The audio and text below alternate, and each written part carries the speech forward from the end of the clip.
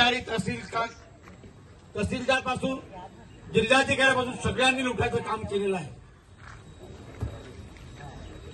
आणि कसे लुटतात ते सर्व आपल्याला सगळ्यांना माहितीच आहे. आज जवळपास 865 पेक्षा अधिक आरक्षित असलेल्या शासकीय जागा अतिक्रमित आहेत. ते रिकामी करत नाहीये. त्याच्यामध्ये दिवसेंदिवस भर पडत चाललेली आहे.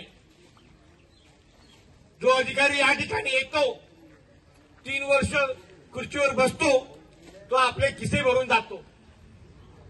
याचं उत्तम उदाहरण अनिल कुमार पवार आणि रेड्डी यांच्या मार्फत संपूर्ण वसई तालुक्याला माहिती पडलेला आहे.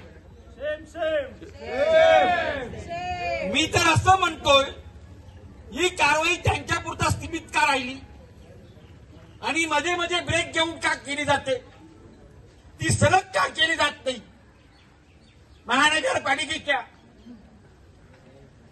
सध्याच्या आयुक्त सोडतात जे कोणी आता जे आहेत त्या प्रत्येकावरती ईडीची कारवाई का होत नाहीये.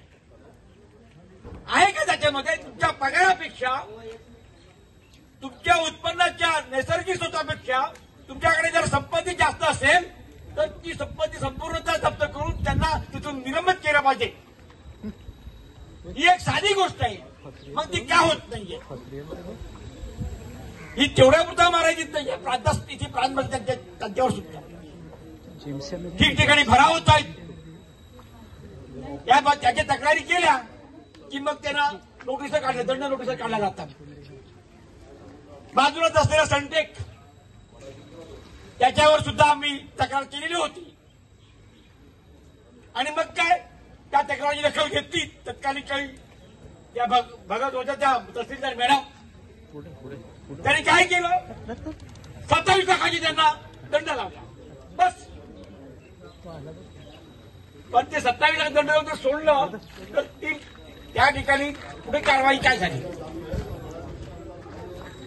विरार नालासोपारा या ठिकाणी रेल्वेच्या बाजूला जी वेटलँड जमीन आहे तेथेही प्रचंड प्रमाणात भराव झालेला आहे.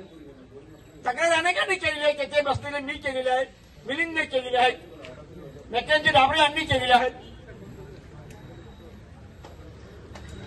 अनेकांनी तक्रारी केलेल्या आहेत. परंतु त्या तक्रारीचं काय झालं पुढे का उत्तर देत नाहीये हा सगळा प्रश्न आहे. या सगळ्या प्रश्नाला जबाबदार तत्कालीन काळी असलेले राज्यकर्ते आणि तत्कालीन काळी असलेले प्रशासन आहेत. वारंवार सांगूनही याचं उत्तर आपल्याला मिळत नाहीये. ही अतिशय खेदाची गोष्ट आहे. एक आम आदमी पार्टीचा नेहमीच या आंदोलनाला नेहमीच समर्थन राहिलेलं आहे आणि आंदोलन आम्ही करत राहणार आहोत. आज या ठिकाणी प्रांताने जे आहेत त्यांनी जर बाहेर येऊन याचा खुलासा नाही केला तर आम्ही थोड्याच वेळात त्याच्या केबिनमध्ये घुसण्याचा योजना आखत आहोत. त्यांनी लक्षात घ्यावं. माझा आवाज त्यांना जात नसेल तर त्यांचे कोणी केले आजूबाजूला असतील त्यांनी त्यांना जाऊन सांगावं की आम्ही तुमच्या केबिनमध्ये थोड्या वेळात घुसणार आहोत. लवकर बाहेर या आणि आम्हाला काय ते उत्तर द्या. थँक्यू.